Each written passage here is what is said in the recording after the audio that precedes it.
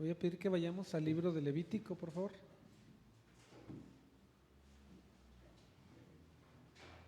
Libro de Levítico, capítulo 16, es el que nos toca el día de hoy.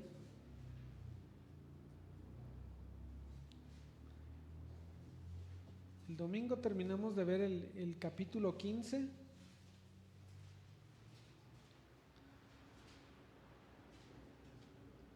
Que hablaba acerca de las impurezas físicas, y de pronto encontramos pasajes difíciles en la escritura de entender la razón por la que están ahí, pero el Señor es bueno y al tiempo nos muestra acerca de qué hablaba, y les mencionaba un par de veces que lo que encontramos en la ley acerca de los rituales aplicaba para el pueblo hebreo así literal como está, exactamente. No estamos entendiendo mal lo que dice ahí acerca de la separación de los leprosos, acerca de tener que matar víctimas para que no tuviéramos que morir, del uso de la sangre, o sea, no es sentido figurado, así tal como lo escribe la palabra, así se hacía. El trato que se le tenía que dar a las personas que tenían las enfermedades que vimos en el capítulo 15 igual, y todo aplicaba para ellos así a la letra como estaba escrito. Y para nosotros, ¿qué aplica? El temor a Dios a través de la figura que representa para nosotros. Nos quiere llevar a la obediencia y apuntar siempre hacia nuestro Señor Jesucristo. Entonces vimos que el Señor quería mostrarnos que fuéramos obedientes a Él, fuéramos temerosos de Él, que nos apartáramos del pecado, que nos apartáramos de condiciones o situaciones o pláticas o amistades que pueden contaminarnos, y que nosotros no nos dejemos influenciar, que no busquemos regresar a las tinieblas de las cuales el Señor ya nos ha separado, y mantenernos puros, ¿verdad? Eso era lo que decía en términos generales, o lo que entendíamos en el capítulo 15. Y ahora vamos a irnos al capítulo 16. Este capítulo 16 habla acerca de el día de expiación. El día de expiación es la culminación de unas festividades que tiene hasta el día de hoy el pueblo judío, y que lo instituyó el Señor 1490 años más o menos antes de nuestra era. Es decir, tienen más o menos como 3500 años con esta festividad. Es una fiesta que se hace anual y es una fiesta federal, es decir, es una fiesta nacional, una fiesta que se celebra como nación. No es opcional, primero no es opcional, y segundo le incumbe a todo el país, de tal manera que el país se detiene completamente, no hacen ninguna actividad. Antes de leer Levítico 16, vamos a Levítico 23, 27, por favor, y vamos a leer hasta el día 32, perdón, hasta el verso 32. Disculpen. No, vamos a leer primero 23, Levítico 23, verso 27, que ahí es donde hace la institucionalidad de lo que es esta fiesta.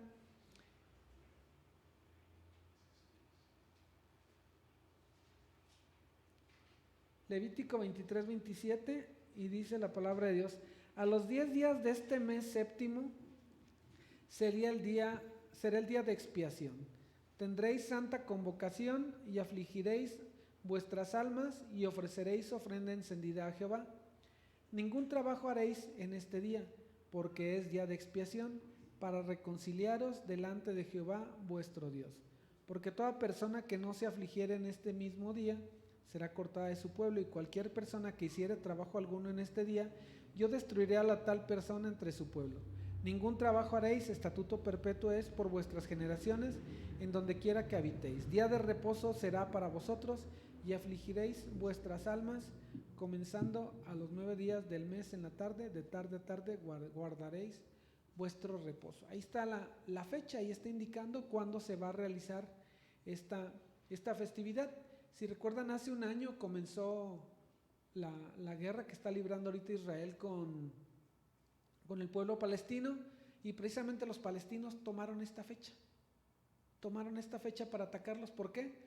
Porque el pueblo de Israel, fiel al mandato del Señor, Dice ahí en el 28, ningún trabajo haréis este día. Tomar las armas y defenderse implica un trabajo, por eso es que no hicieron nada. Entonces ese día los agarraron por sorpresa. Entonces es una festividad que el Señor instituyó y con estas y más reglas.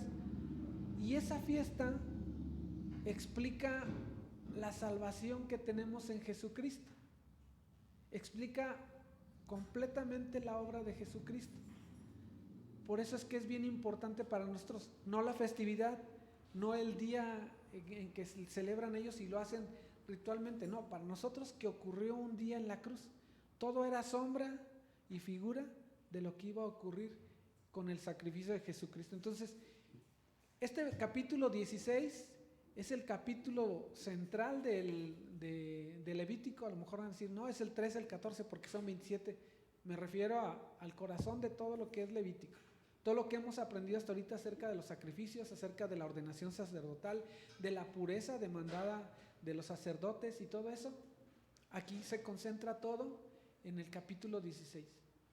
Entonces, lo vamos a ver, el capítulo 16, vamos a ver el día de hoy, si Dios permite, hasta el verso 22. Y lo vamos a ver en dos partes principales.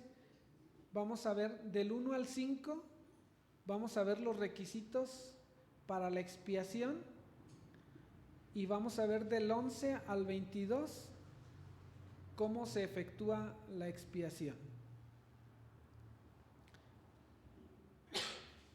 Y aunque hay dos eventos, uno que es expiación para limpiar pecados y el otro para quitar o para llevar el pecado, en realidad es un solo evento. Jesús no murió dos veces. Jesús en un solo acto concentró todos los tipos de sacrificio que hay, mostró su amor a través de eso. Y bueno, entonces vamos ahora sí al verso primero de Levítico 16. Y voy a dar lectura ahí hasta el 22. Dice la palabra de Dios: habló Jehová a Moisés después de la muerte de los hijos de Aarón, cuando se acercaron delante de Jehová y murieron.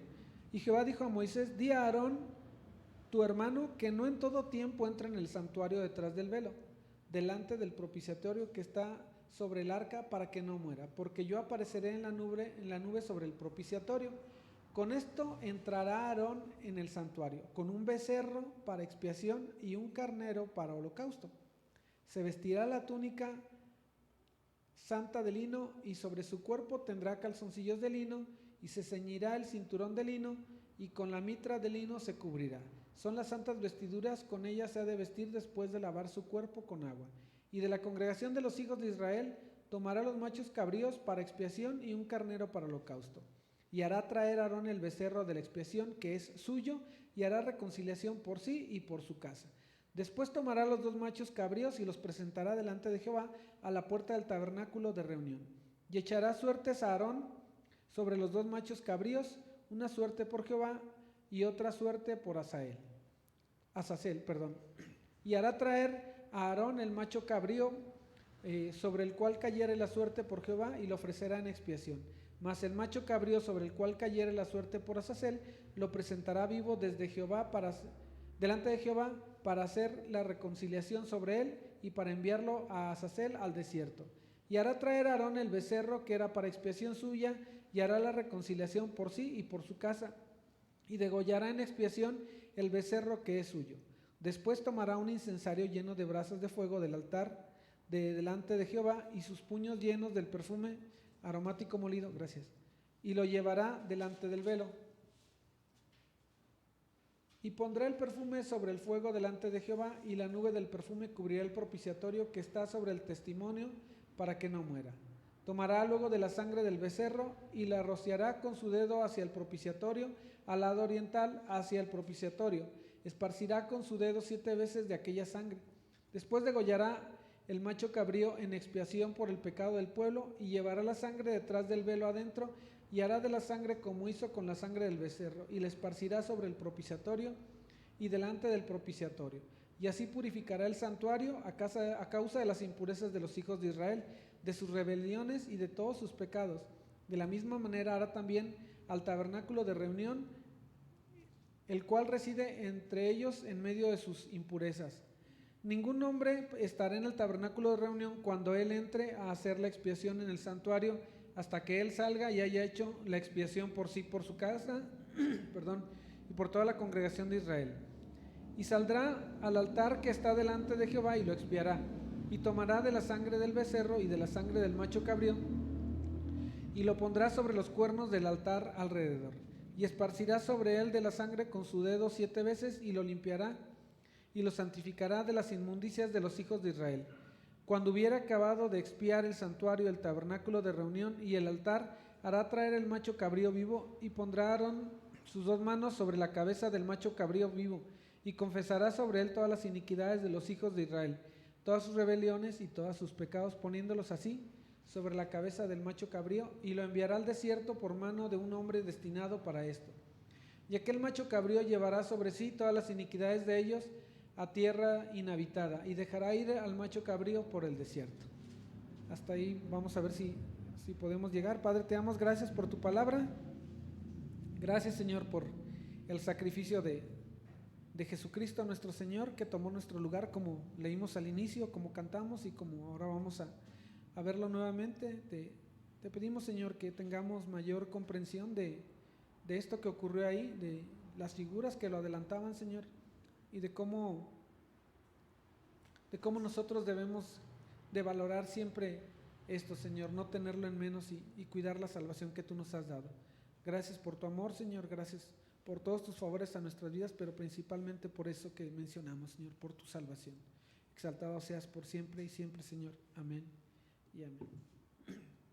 Bueno, entonces vamos a ver, como les mencioné, del verso 1 al 5, lo que son los requisitos, ¿verdad? Y entonces dice ahí en el primer verso del capítulo 16: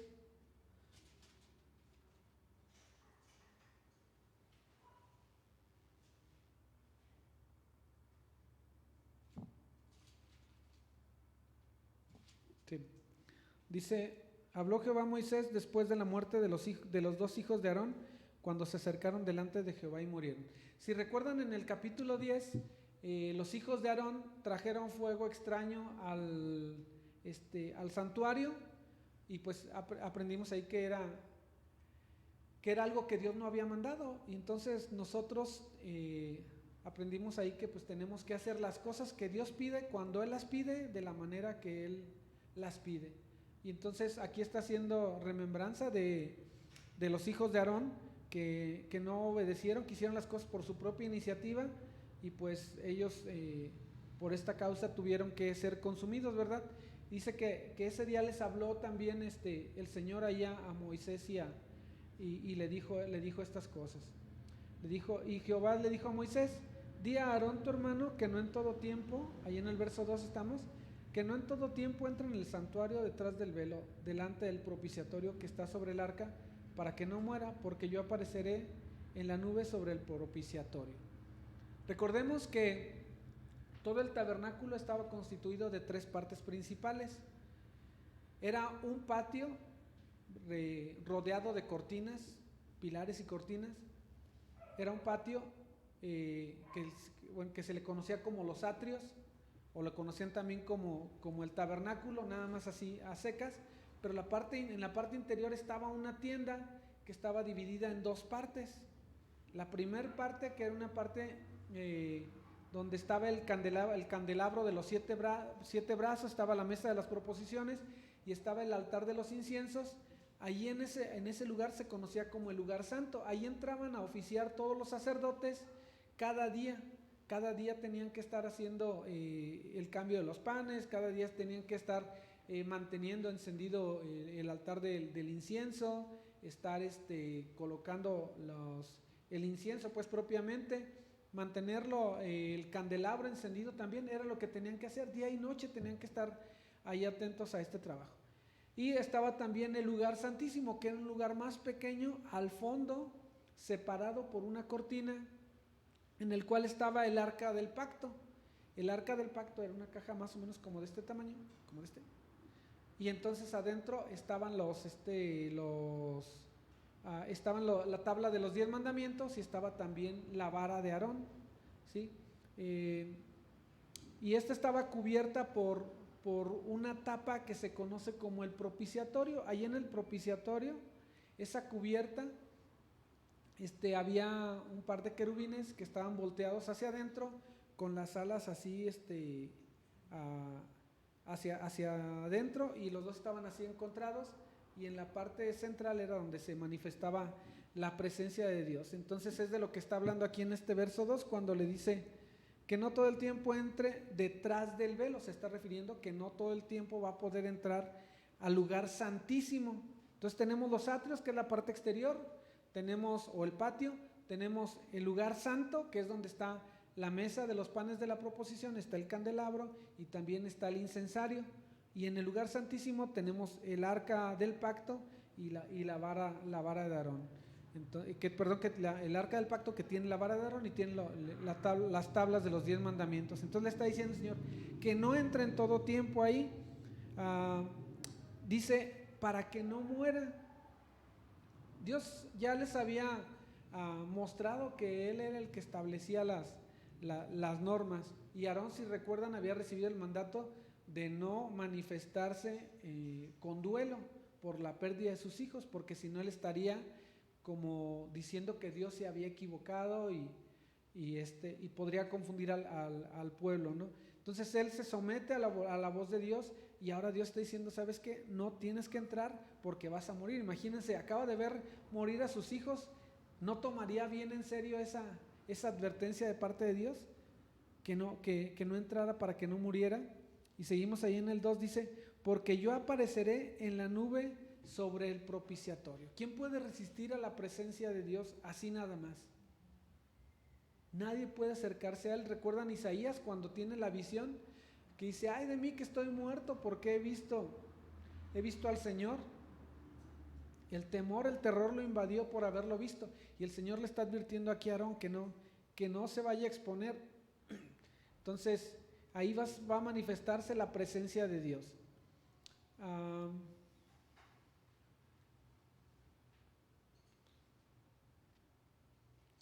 El humo era del incienso que el sumo sacerdote iba a quemar a su entrada al lugar santísimo, y sería entonces la nube que cubriría el propiciatorio.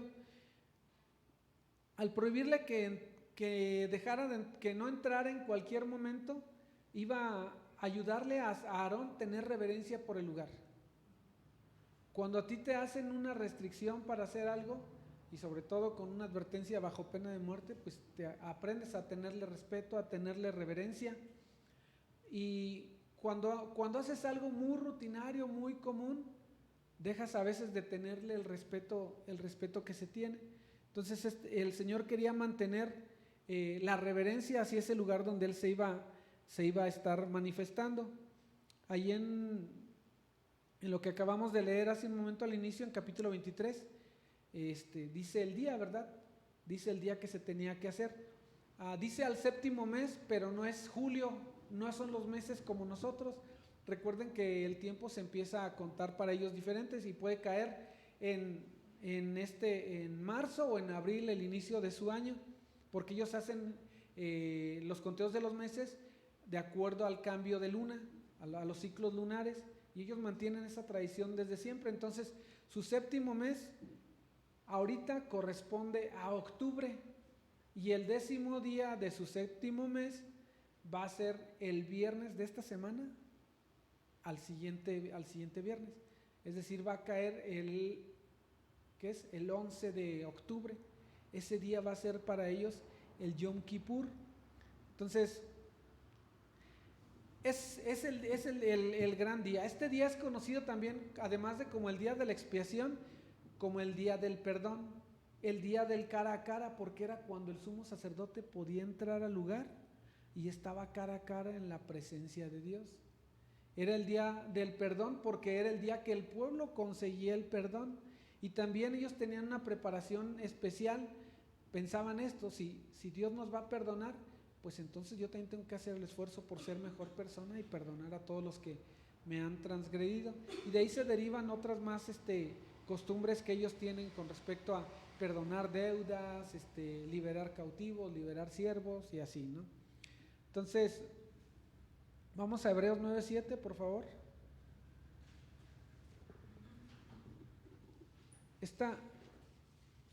Este libro de Levítico no se puede entender sin la ayuda de la carta a los Hebreos.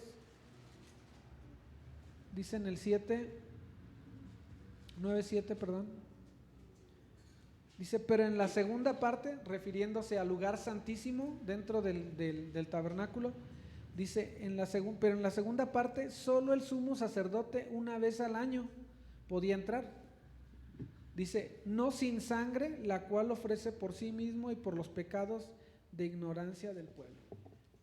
Entonces, de esta manera, ahora vamos a ver los requisitos que estableció el Señor para la debida preparación, para realizar estos sacrificios. Entonces, había veces que el sumo sacerdote podía entrar en ocasiones esporádicas o digamos emergentes, en el que el Señor, en el que iban a consultar algunas cosas con el Señor. Pues obviamente también, como todas las cosas, a veces necesitan trasladar el tabernáculo, pues era el momento en que entraban, desmontaban todo y luego también lo volvían a montar. Eran las excepciones donde podían entrar ellos. Y entonces vamos a ver los requisitos ahí a partir del verso 3 de Levítico 16. Dice, con esto entrará Aarón en el santuario, con un becerro para expiación y un carnero para holocausto. Los elementos que se necesitan: un becerro para expiación y un carnero para holocausto. El becerro era una ofrenda por el pecado del sacerdote, y el carnero era en holocausto. Dijimos que el sacrificio de holocausto era ¿para qué? Con la intención o el deseo de agradar a Dios. Entonces era el favor que quería el sacerdote, o que necesitaba, el perdón de pecados para poder entrar ahí. Vamos al verso 4 y dice, se vestirá la túnica santa de lino y sobre su cuerpo tendrá calzoncillos de lino y se ceñirá el cinto de lino y con la mitra de lino se cubrirá. Son las santas vestiduras, con ellas se ha de vestir después de lavar su cuerpo con agua.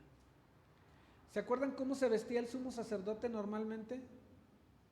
Traía una banda, una tiara de oro que decía santidad a Jehová. Traía como un chaleco grande de color azul que significaba dignidad, realeza, autoridad y todo eso. Y traía las 12 piedras que representaban a las 12 tribus, y traía la bolsita donde traía el Urim y el Tumim. Pero ahora en esta ocasión, en esta fiesta anual, vean lo que le dice el Señor. Le dice que era necesario, pues, primero lavarse completo, y también tenía que usar ahora ropa sencilla, ropa como los sacerdotes comunes. Y esto es porque venía en representación del pueblo. Y entonces él, siendo el sumo sacerdote y que tenía un grado superior, y que el Señor le había dicho, recuerdan que lo vimos en Éxodo, me parece 29, que decía que esas ropas iban a ser hechas para hermosura de él y para darles dignidad, pues ahora, como alguien común. Asimismo vemos esto en Filipenses 2:5 al 11, donde dice que el Señor, siendo Dios, no escatimó el ser igual a Dios, y se hizo como uno de nosotros, ¿verdad? Se hizo como siervo. Es esta misma figura, vamos allá a Filipenses 2. Es esta misma figura la que estamos viendo al mandarle que se quitara sus vestiduras reales, por así decirlo, porque era necesario que bajara su condición, porque ahora iba a ser como uno de los demás. Y asimismo Jesús también se hizo como uno de nosotros. Dice entonces en Filipenses 2, del verso 5 en adelante, dice, haya pues en vosotros este sentir que hubo también en Cristo Jesús, el cual, siendo en forma de Dios, no estimó el ser igual a Dios como cosa que aferrarse, sino que se despojó a sí mismo, tomando forma de siervo, hecho semejante a los hombres.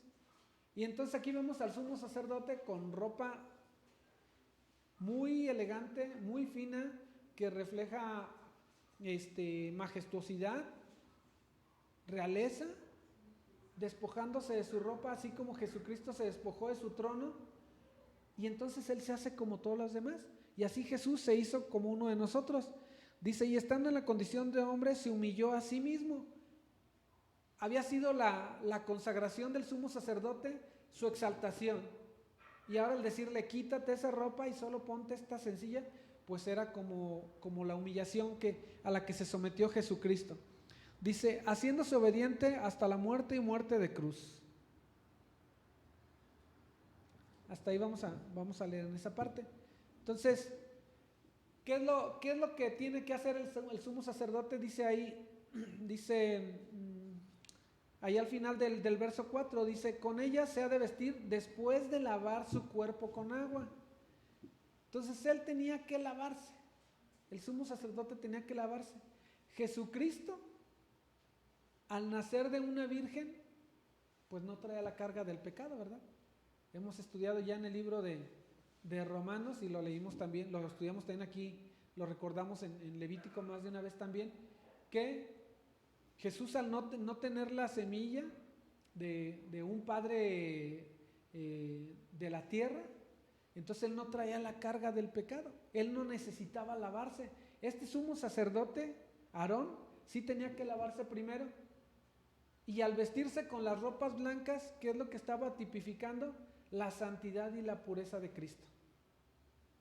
Es lo que estaba mostrando ahí cuando el Señor le dice, y te vas a poner la túnica de lino, el lino dijimos que era blanco, sobre su cuerpo tendrá calzoncillos de lino y se ceñirá el cinto de lino y con la mitra de lino también. ¿Sí?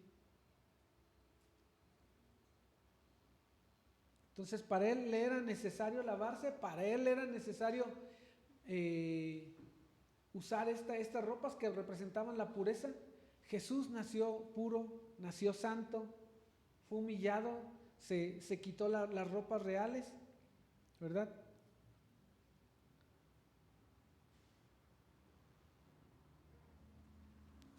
Vamos allá al verso 5 de Levítico 16.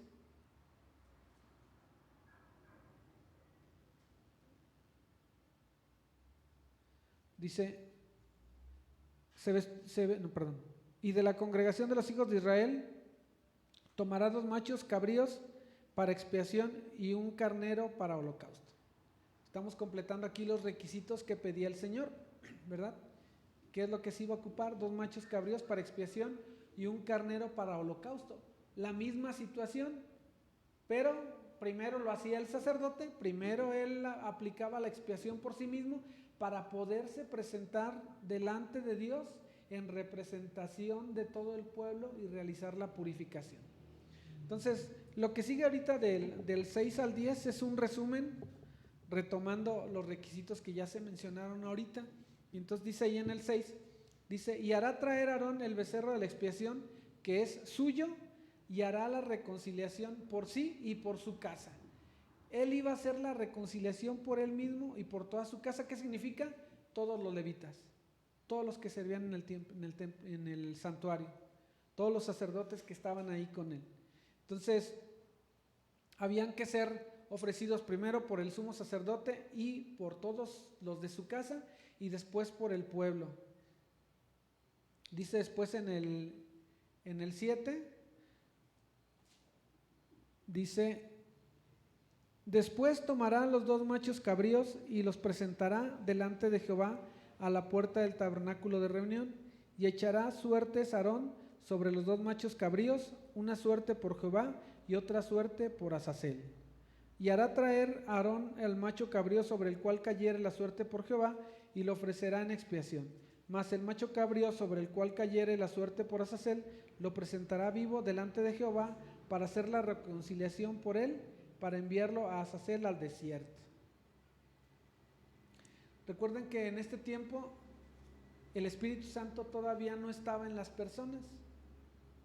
Venía y se posaba temporalmente y se retiraba, hacía una obra a través de ellos y se retiraba, no estaba permanentemente. Y entonces la forma de tomar ciertas decisiones era consultando a Dios, pero a través del Urim y el Tumim, que eran dos piedras, ya lo hemos explicado, que las lanzaban y que de acuerdo de acuerdo a lo que quedaba una cara y otra, sabían sí, no, espera. Entonces de acuerdo a eso tomaban como respuesta de Dios, pero sus preguntas eran cerradas.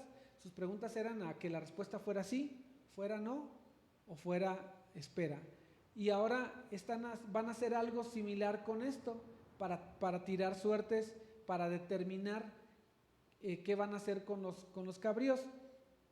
Dice aquí, después tomará los dos machos cabríos en el 7, dice, y los presentará delante de Jehová a la puerta del tabernáculo de reunión, y echará suertes a Aarón sobre los dos machos cabríos, una suerte por Jehová y otra suerte por Azazel. Entonces son dos machos cabríos, uno se le va a entregar a Jehová y dice otro de suerte por Azazel. No sé si alcancemos a ver hoy hasta la parte del verso 20 al 22, pero entonces de una vez se los comento. Uno de los cabríos se entregaba en expiación una víctima muerta, es decir, lo mataban, lo degollaban, lo desangraban y lo quemaban. Y el otro cabrío que dice para Azazel significa cabra de escape o de escapatoria. Y entonces lo que hacían con esta cabra la dejaban ir en el desierto, y lo que simbolizaba es que se llevaba los pecados de todo el pueblo. Entonces eran dos cabras diferente forma de hacer la expiación, pero representan lo mismo. Recuerdan que el Señor dice que enviará nuestros pecados, tan lejos está el este del oeste, es la figura que representa. Entonces, con esto en mente, lo que hacían ellos para determinar qué era lo que iban a hacer con cada macho cabrío, lo que hacían era, los colocaban uno al otro de frente al oeste, y entonces el sumo sacerdote se colocaba enfrente, y en una urna ponían una piedra, ponían dos piedras, podían ser piedras o podrían ser piezas de metal, y en una escribían para Hashem. Hashem significa el nombre. Recuerden que ellos no pronunciaban el nombre de Dios, entonces para no caer en esa ofensa, ellos escribían Hashem. Entonces en la otra pieza escribían Azazel. Entonces los metían en la urna, la sacudían muy fuerte, esto lo cuenta la tradición judía, esto no está en la escritura, la sacudían, y entonces el sumo sacerdote metía las dos manos sin ver y tomaba una en cada uno, y entonces venía enfrente de los cabríos y ponía una mano así y la otra, y ya descubría qué era lo que había escogido. Y entonces, ¿qué había escogido Dios? Porque con eso ellos estaban confiados que era Dios el que había determinado cuál sacaran, ¿verdad? Entonces ya con eso decían, esta cabra es para Dios, para hacer la expiación de la víctima muerta, y este va a ser el simbolismo de Azazel, que se va al desierto y se lleva muy lejos nuestras iniquidades y ya no se va a acordar de ellas. Entonces ellos estaban confiados que esto era producto de la decisión de Dios, porque pues prácticamente no tenían que ver, ellos sacudían y lo sacaban. Y como dice Proverbios 16:33, dice que en el Señor están las decisiones, el tomar decisión, dice, y entonces al confiar en esta parte es el símil de cuando decía el Señor, dice, aquí pongo en Sión una piedra elegida, es decir, escogida por el mismo Dios. Dios ha escogido quién iba a ser sacrificado por nosotros, quién iba a ser esa piedra que iba a ser rechazada por algunos, pero de bendición para otros. Entonces el que nos iba a traer vida ha sido escogido por Dios. Vamos entonces ahora al verso 11 de ahí de Levítico, y dice, Y hará traer a Aarón el becerro que era para expiación suya, y hará la reconciliación por sí y por su casa, y degollará en expiación el becerro que es suyo. Si recuerdan, mencionamos que cuando se hacían los sacrificios de expiación, se colocaban las manos, ¿verdad?, sobre la víctima, y entonces se le pedía a Dios que tomaran las transgresiones, que perdonara sus transgresiones, y que reconocían pues que eran transferidas a la víctima y la inocencia era adquirido por él. Entonces primero el sumo sacerdote se purifica haciendo uso de esto que el Señor le dijo, que tomara el becerro y que hiciera la purificación, la expiación de esta manera. Entonces el sacrificio por el pecado para expiación era para limpiar y borrar los pecados y para pagar esa deuda que el sumo sacerdote, como todo ser humano, había contraído, ¿verdad? Y el Señor había establecido que la paga es de muerte y alguien tenía que morir. Entonces, o era el sumo sacerdote o era una víctima más. Entonces, por eso es que la tomaron. Dios en su justicia, Él requiere y demanda que el pecado sea pagado. Amén. Un segundo que aquí se me perdió.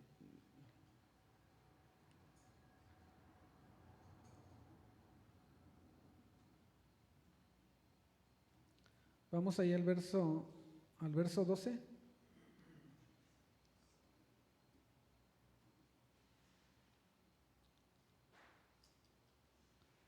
Aquí estamos viendo un cuadro de nuestro sumo sacerdote, ¿verdad?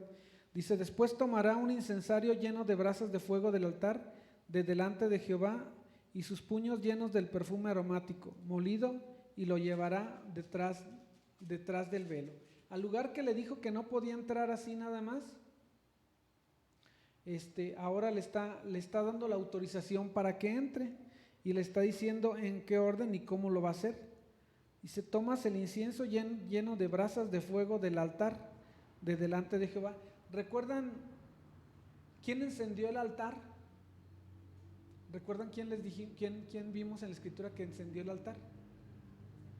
El Señor lo encendió, ¿verdad? Vino fuego del cielo y consumió la víctima y quedó encendido. Con ese mismo fuego tenían que traerlo aquí. Dice: tomará un incensario lleno de brasas de fuego del altar de delante de Jehová, y sus puños llenos del perfume aromático molido, y lo llevará detrás del velo.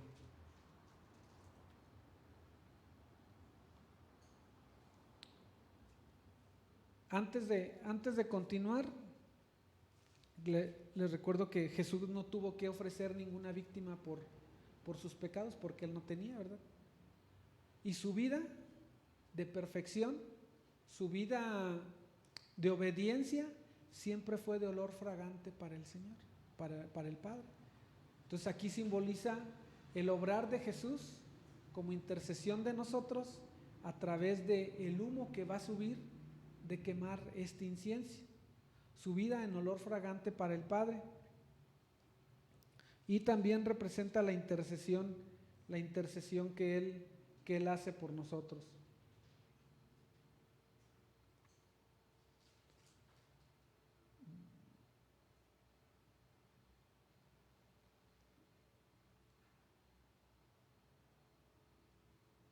Entonces, después de matar a la víctima, después de degollarla, Aarón lleva 2 elementos detrás del velo, ¿verdad? Allá afuera en el atrio, pues están el resto de los sacerdotes. Nadie puede entrar, vamos a verlo un poquito más adelante, nadie puede entrar. Pero imagínense qué estaba haciendo el pueblo afuera. Tenían que estar todos reunidos ahí, no era como de que, ¿sabes qué va a pasar hoy? Hoy están haciendo la fiesta de expiación. Todo el pueblo, como vimos en el capítulo 23 que leímos al inicio, ¿qué estaban haciendo ellos? Ellos estaban en ayuno, donde dice la palabra que ellos tenían que sufrir aflicción ese día, estaban en completo ayuno. Eso es lo que quiere decir afligir su cuerpo, estaban en completo ayuno, pero estaban sumados en oración. Ellos estaban en oración.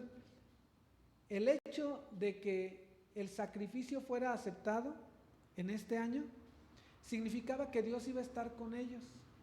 Dios iba a habitar con ellos por todo ese año hasta el siguiente Yom Kippur, hasta la siguiente fiesta.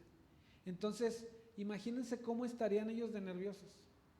Si Dios era el jefe militar, el jefe de los ejércitos, era el que era su proveedor, era el que los cuidaba, él fue el que los sacó con brazo fuerte y poderoso de Egipto. Aquí todos ellos habían visto bueno, ya no estaban los hijos de Aarón, ¿verdad? Pero todos ellos habían presenciado eso, cómo salieron poderosamente de Egipto, cómo el Señor los sacó. Y hasta ahí su calzado y su ropa no se había envejecido. Hasta ahí el Señor les había dado agua, hasta ahí el Señor les había dado de comer. El Señor había puesto en el corazón de los egipcios temor para darles joyas, para darles todo lo que pudieran. Entonces, imagínense ahora el temor de que el Señor dijera, ¿sabes qué? El sacrificio no es acepto y voy a apartar mi presencia de ustedes.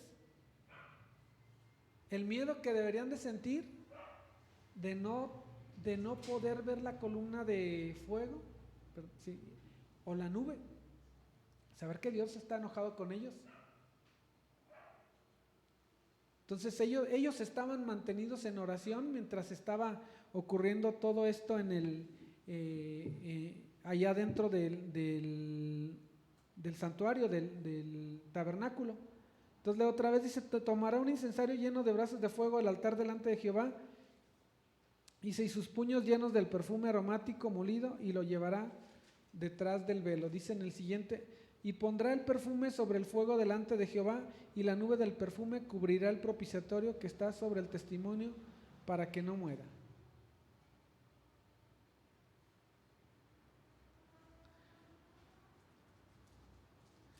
La nube del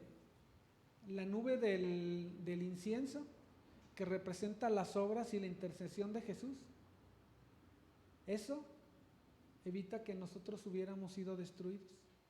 Su perfección, su obra perfecta de olor fragante, agradable para Dios Padre, evitó que nosotros fuéramos destruidos. En su perfección, como cantábamos el domingo, Él nos ha visto como a hijos. En su perfección hemos sido aceptados.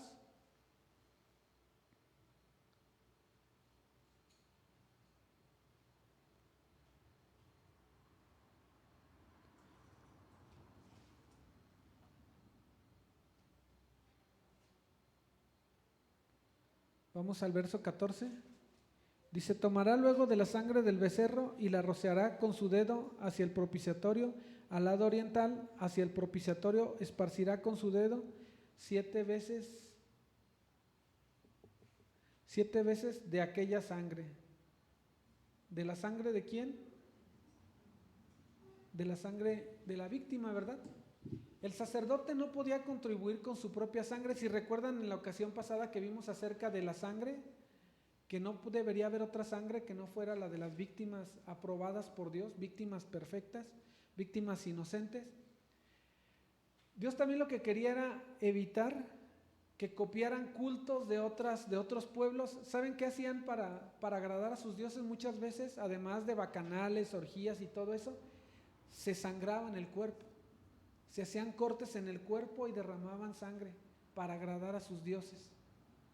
Pensaban que con eso se aplacaba la ira de sus dioses, obviamente dioses falsos que no existían. Entonces, que no hubiera en la mente de los hebreos también estarse tasajeando y derramando sangre. ¿La sangre de quién de nosotros podría darnos un favor con Dios? Ninguna. Ninguna podría ayudarnos ni un tantito. Entonces, Aarón venía y rociaba la sangre ¿de quién? De un sustituto. No la del mismo no servía para nada. Pero Cristo, nuestro sumo sacerdote, que se hizo como uno de nosotros, entregó su propia sangre. Él entregó su propia sangre. Este sumo sacerdote, cada año tenía que hacer lo mismo: tomar un sustituto, degollarlo, tomar la sangre y hacer lo que dice aquí. Y entonces dice que se tira hacia un lado del propiciatorio, y dice que después tira 7 veces, 7 veces, dice, esparcirá 7 veces de aquella sangre. Esto de las 7 veces es la perfección de pureza que nos da el Señor. Cuando nosotros somos lavados por la sangre de Cristo, como dije la vez pasada, o hace 2 ocasiones, no nos santificó poquito, no fue que casi nos santificó, no fue que casi nos hizo perdonados, no fue que casi nos hizo aceptables para el Padre. Nos perfeccionó, por eso este número 7 habla de la perfección del lavamiento por la sangre de Cristo. Entonces, Cristo es nuestro sumo sacerdote, y con su propia sangre nos limpió y nos lavó, a diferencia de este sacerdote, para siempre. Ya no hay necesidad de más sacrificios. Vamos ahí a Hebreos 9, del 24 al 26, por favor.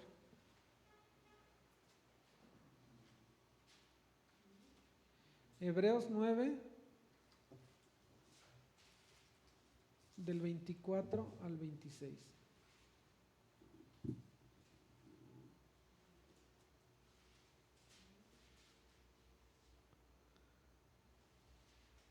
Dice, porque no entró Cristo en el santuario hecho de mano, figura del verdadero, sino que en el cielo mismo, para presentarse ahora por nosotros ante Dios, y no para ofrecerse muchas veces como entra el sumo sacerdote en el lugar santísimo cada año con sangre ajena.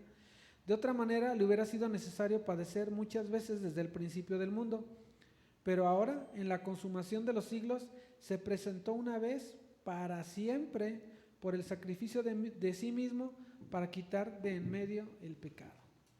Entonces, ya habíamos visto la comparación del sumo sacerdote en capítulos anteriores. Vamos a Hebreos 9, del 11 al 14.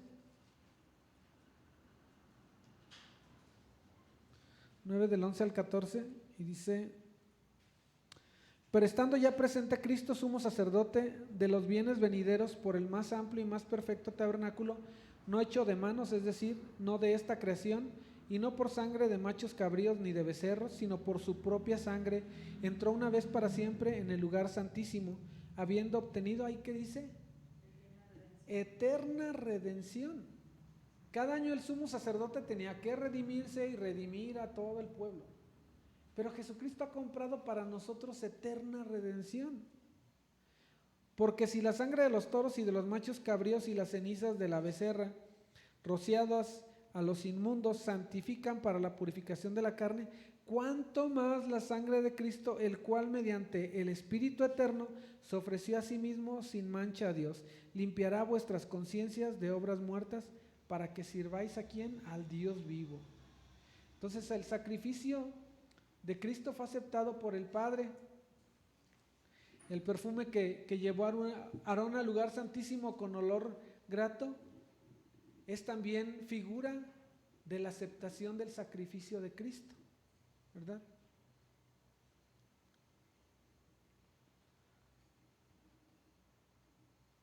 Vamos a Isaías 53:11, que fue un pasaje que leímos hace un rato.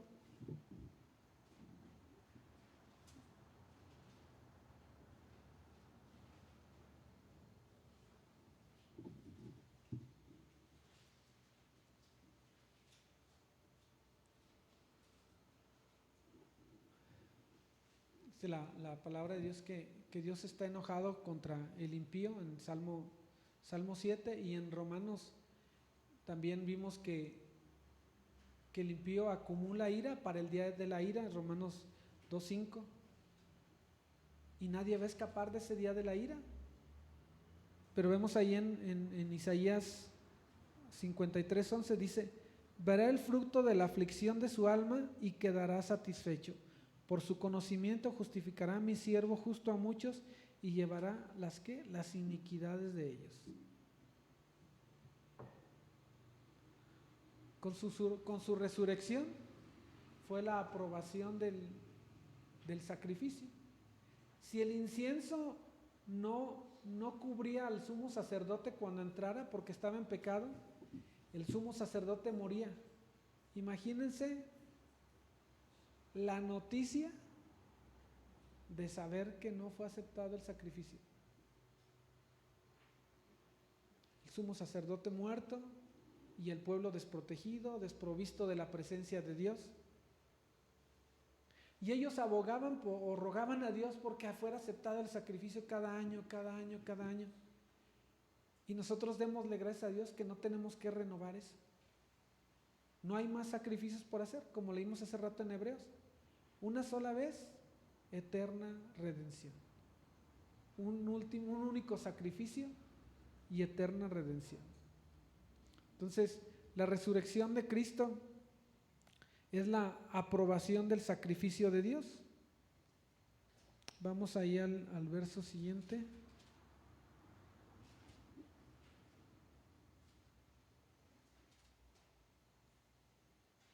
Dice: después degollará el macho cabrío en expiación por el pecado del pueblo y llevará la sangre detrás del velo adentro y hará de la sangre como hizo con la sangre del becerro y la esparcirá sobre el propiciatorio y delante del propiciatorio. Esta víctima, ¿cuál era? ¿Se acuerdan que la mencionamos al inicio? La primera expiación y la segunda holocausto. Y era con la intención de ¿qué? De agradar a Dios. Esa víctima de holocausto no se aprovechaba nada. Esa no es una víctima por el pecado, sino es una víctima para tratar de agradar a Dios. Y Jesús, en su perfección de vida y en su obra completa, siempre fue a honrar al Padre, siempre fue a agradarle. Por eso es que solo Él es capaz de limpiarnos. Y es lo que está haciendo aquí el sacerdote simbólicamente, ¿verdad? Él está haciendo la misma acción que hizo con el becerro.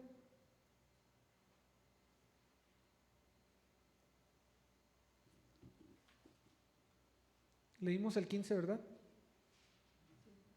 Okay. Dice: así purificaré el santuario a causa de las impurezas de los hijos de Israel, de sus rebeliones y de todos los pecados. La misma manera hará también el tabernáculo de reunión, el cual reside entre en medio de sus impurezas. Dice: ningún hombre estará en el tabernáculo de reunión cuando él entre a hacer la expiación en el santuario, hasta que él salga y haya hecho la expiación por sí, por su casa y por toda la congregación de Israel.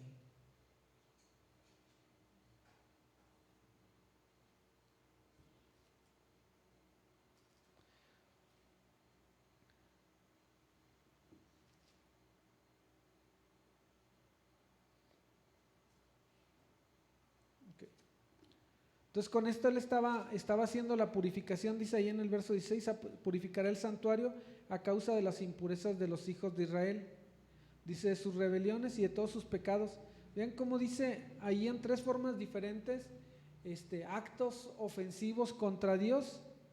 Dice: a causa de las impurezas, son las costumbres que uno a veces tiene que ofenden a Dios, los pecados que vienen por la maldad natural que tienen las personas. Luego dice las rebeliones, cuando uno falta el respeto a la autoridad, cuando es desobediente a Dios con la consabida consecuencias, y también cuando intenta a veces uno, bueno, sobre todo para el caso del pueblo de Israel, aplicaba cuando cuando se ponían todos de acuerdo para rebelarse contra Dios. ¿Recuerdan lo del becerro de oro? Ese sería un ejemplo. ¿Recuerdan cuando dijo María y Aarón, bueno, pues que nada más Dios ha hablado por Moisés? Cuando Coat también dijo, oigan, pues ¿a poco nada más creen ustedes que pueden ser los jefes de todos? Esa es una forma de rebeldía también, o de rebeliones. Dice: y de todos sus pecados. Pues ya cuando tú conoces la ley y tienes infracciones deliberadas contra la ley de Dios, y está diciendo aquí: lo purificará a causa de todas esas rebeliones, de todos las rebeliones, los pecados y las impurezas.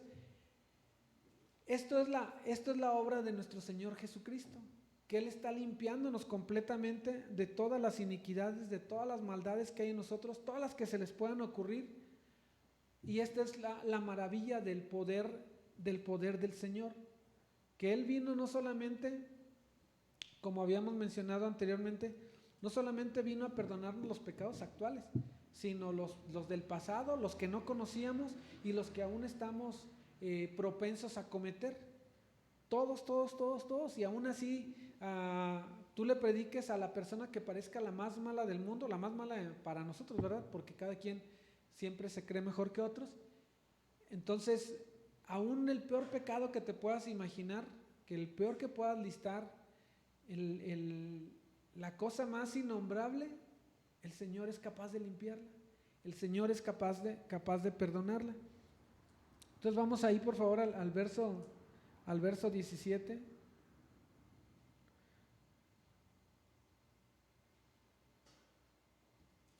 Dice: ningún hombre estará en el tabernáculo de reunión cuando él entre a hacer la expiación en el santuario, hasta que él salga y haya hecho la expiación por sí, por su casa y por toda la congregación de Israel. ¿Por qué nadie podía estar allá adentro en el santuario? Porque era el sumo sacerdote el que iba a representarlos a todos, y asimismo también Jesucristo subió solo a la cruz, nadie sino él. Y podemos pensar, pues es que había 2 ladrones a un lado de él, pero la sangre de ellos no nos limpió, la muerte de ellos no nos salvó, ellos no nos representaban. Así como Adán nos representó a todos nosotros en el pecado, así también Jesús nos representa en la cruz y nos salva. Si hay una persona que dijera, pues yo no pequé, yo no tengo la culpa de Adán, ¿por qué tenemos todos la culpa de Adán? Y ahora yo preguntaría, ¿por qué todos adquiriríamos la inocencia de Jesús? ¿Por qué abusaríamos o aprovecharíamos la muerte de Jesús? Ahí sí. Porque si tú le preguntas a cualquier persona si Cristo salva, bueno, todos los que son de las diferentes religiones judeocristianas, van a decir, no, sí, Él salva. Y muchos no aceptan la herencia de pecado. Muchos piensan que por sí mismos han decidido pecar, pero que no traen la herencia de pecado. Entonces, estamos ahí en el verso 17.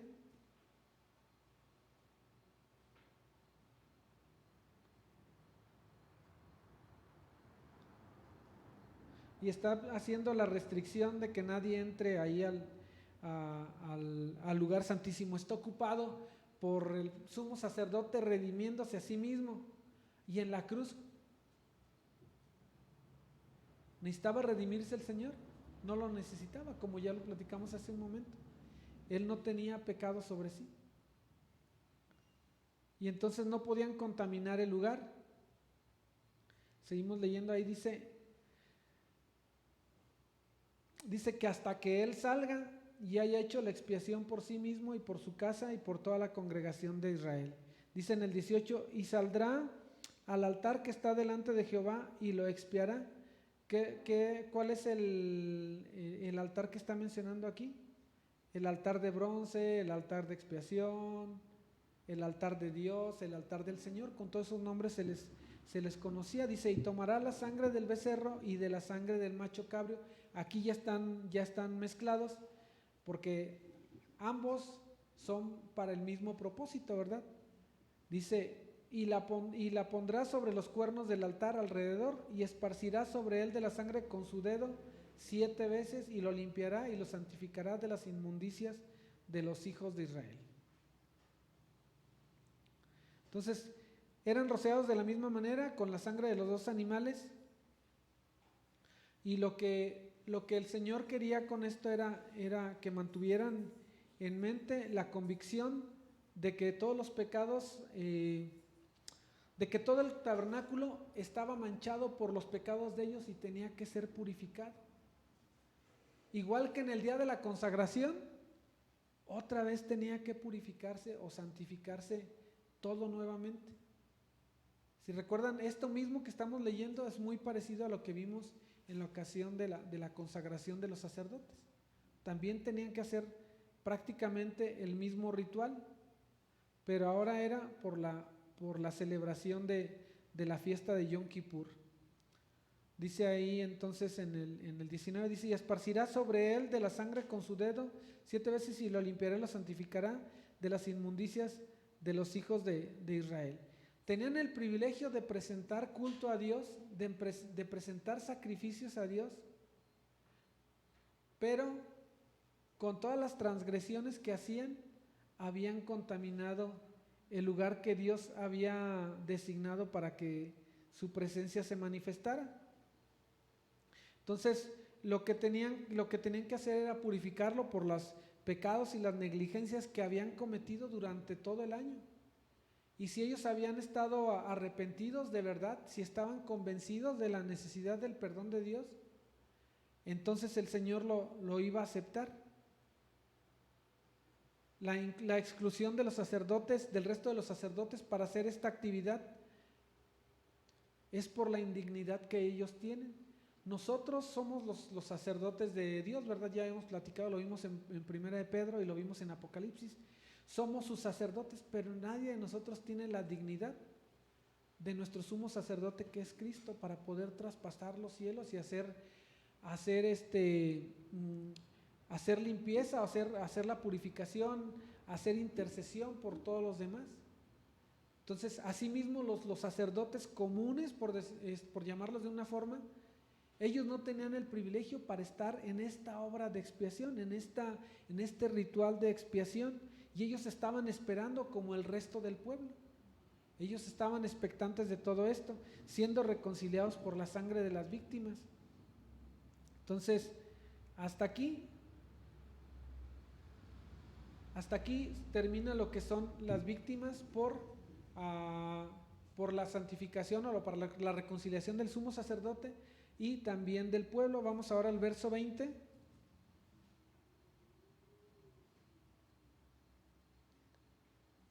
Verso 20, y vamos a leer hasta el 22. Dice: cuando hubiere acabado de expiar el santuario y el tabernáculo de reunión y el altar, hará traer al macho cabrío vivo, y pondrá Aarón sus 2 manos sobre la cabeza del macho cabrío vivo, y confesará sobre él todas las iniquidades de los hijos de Israel, todas las rebeliones y todos sus pecados, poniéndolos así sobre la cabeza del macho cabrío, y lo enviará al desierto por mano de un hombre destinado para esto. Y aquel macho cabrío llevará sobre sí todas las iniquidades de ellos a tierra inhabitada, y dejará ir al macho cabrío sobre el desierto. Entonces, como mencioné hace un rato, a este macho cabrío se le conservaba vivo para que el sumo sacerdote colocara sus manos e hiciera la transferencia de la culpabilidad sobre él, ¿verdad? Confesaba ahí sus iniquidades, sus rebeliones y sus pecados. Luego dice que era entregado a una persona designada. Ahí se fijan, no dice que sea un sacerdote, nada más dice que es una persona designada, y tampoco no dice qué características tenía esta persona. Entonces podría ser alguien del pueblo o podría ser un sacerdote. El chiste es que dice aquí que una persona designada para llevarlo lejos a un lugar distante, solitario y desierto. Al inicio, cuando se instituyó esta ceremonia, el cabrio para Azazel, o para enviarlo al desierto, o el chivo para escape, se hacía tal como dice la escritura: se llevaba afuera del campamento y se le hacía que huyera, que saliera corriendo. Entonces, ya en los tiempos de Jesús, lo que se hacía para asegurarse que no regresara, lo llevaban a un lugar donde había un risco y desde arriba lo aventaban. Entonces, no se completaban los rituales como el Señor los pedía. El Señor dijo que se llevara a un lugar inhabitado y que se soltara. Entonces, por muchos temores de los judíos, decidieron mejor matarlo de esa manera, para que ya no regresara, porque también podía darse el caso que alguien lo viera y pensara que es un chivo montés, y que entonces lo atrapara y se lo comiera o lo tuviera como parte de su ganado. Otra cosa que no está aquí en la escritura, pero es algo que está en la tradición judía, es de que ponían un velo amarrado al cuello del cabrio que mandaban al desierto, y mientras lo sacaban del campamento, ese listón rojo que le ponían, si se volvía blanco, es que había sido aceptado el sacrificio. Si continuaba a color rojo, es que no había sido aceptado el sacrificio. Pero eso no está aquí en la escritura, nada más se los comento como parte de la tradición que ellos tienen. Vamos a Salmo 103, y con esto ya estamos terminando. Salmos 103, verso 12.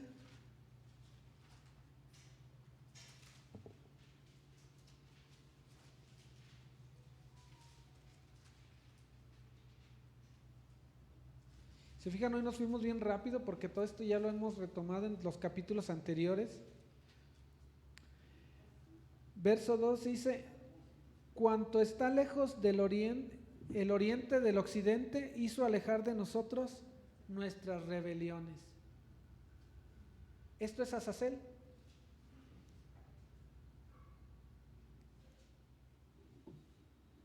En Miqueas dice: ¿qué Dios como tú, que perdona la maldad y olvida el pecado del remanente de su heredad? No retuvo para siempre su enojo, porque se deleita en misericordia. Sepultará nuestras iniquidades y echará en lo profundo del mar todos nuestros pecados. Vamos para Hebreos 10, por favor. Y ahora sí, ya con este terminamos.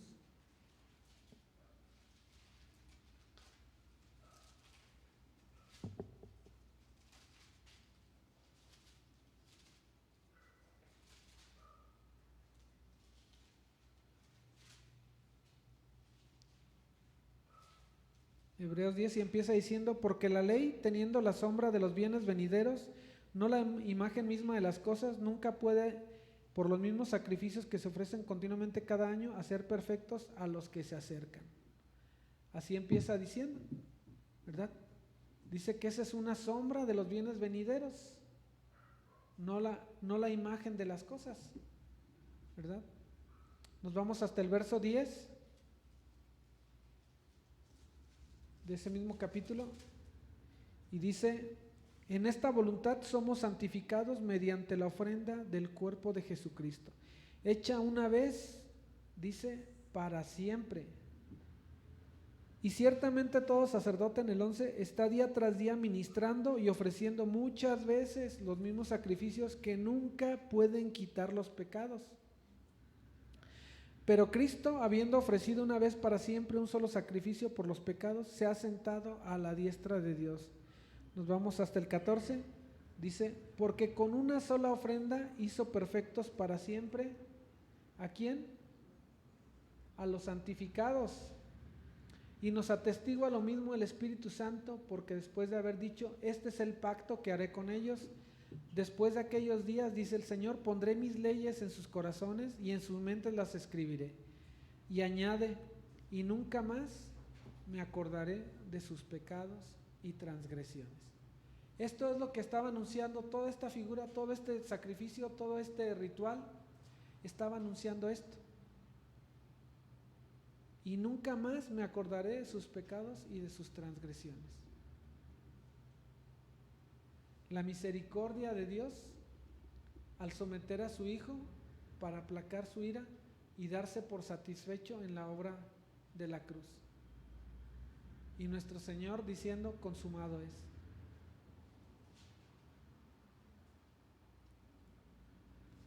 Locura para muchos, pero para nosotros poder de Dios para salvación. Amén.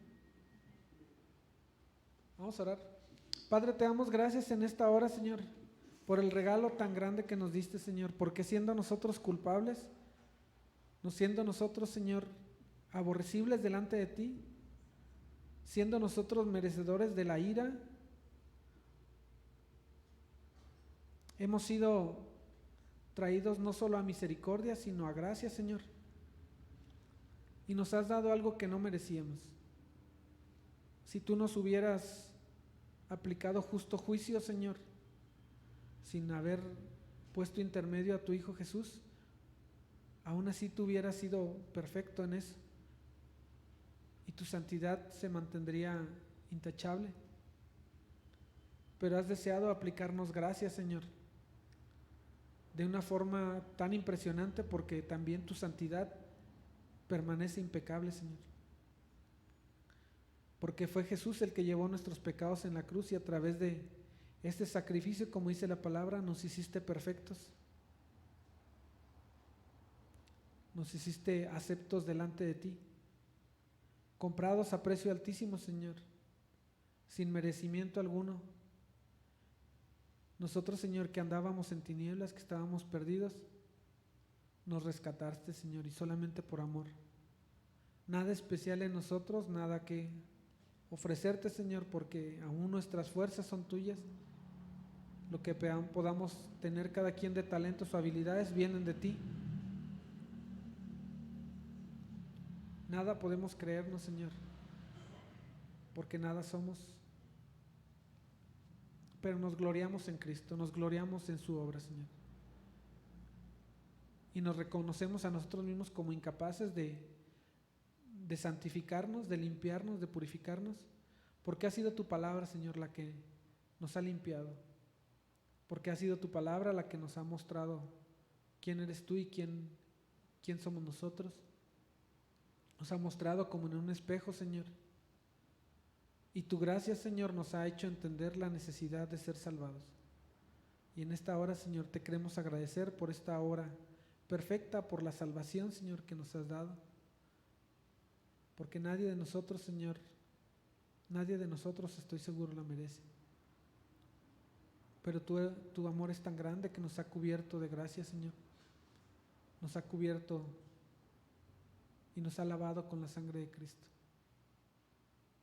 Y ese sacrificio se ofreció una vez, Señor, y es para siempre.